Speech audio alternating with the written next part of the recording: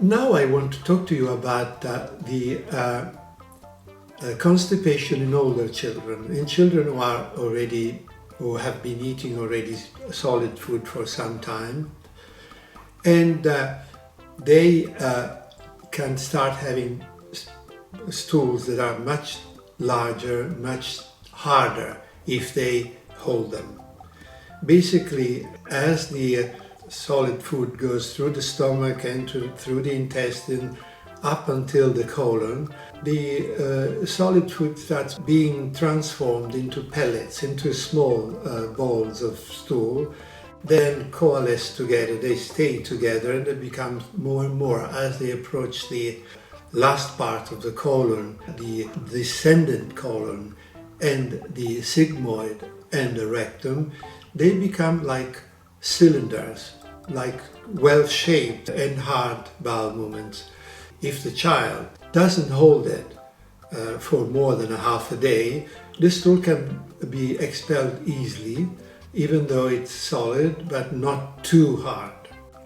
If instead, for some reason, because he doesn't have the time or whatever, he holds the stool for longer, the stool starts becoming bigger and harder.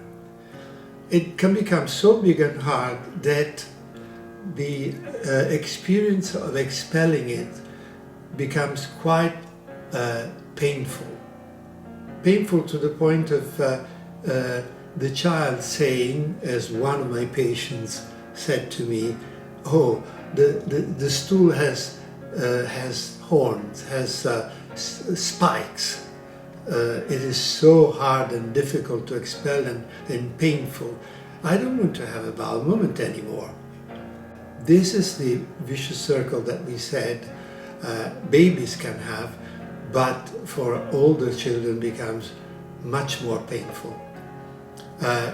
And you know what happens to these children? That they start accumulating large amount of stools, first in the rectum, then in the sigmoid, then in the descendant colon, and the colon becomes completely enlarged, and the stool become balls that we call fecalums. The child can stay without having a bowel movement for weeks, for a month, for 2 months. Monstrous. Very difficult to resolve this problem. These children have a painful physical problem with a lot of discomfort, but also a psychological problem, because everybody's going to be on them, asking them to have finally bowel movement, and it becomes a fight between the child and parents and whoever else. It's not their fault. They just respond in an instinctive way to something which is very difficult to do. We can't help them. We can help them with large amounts of stool softener. What does the stool softener do in this situation? It keeps the water in the stool which is forming after. And as the watery stool goes through the large intestine, through the colon, it goes around the very hard stool which is stagnating there, and goes around it and comes out of the other end. It comes out easily through the rectum, but it doesn't solve the problem immediately.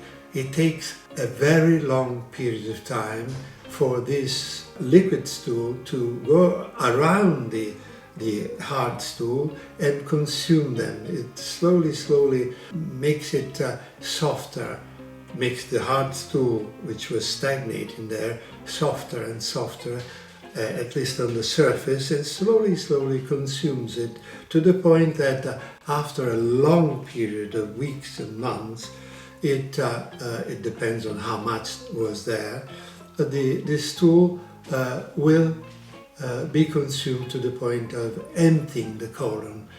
It's such a relief for the child, for the parents too, but for the child it becomes a big relief. But there is a trick, and there is a but. If you stop the treatment at this point, the child who has in his memory the very, very uncomfortable, painful experience of expelling the hard stool will start holding the stool again and will go back to the problem. The trick is you have to continue the treatment for months, even for a year after the solution of the problem, in order to avoid this recurrence, in order to avoid the mental problem of the child who has had a very bad constipation. So continue the treatment for months and a year, and probably, most probably, you will have a final solution of the problem. Good luck.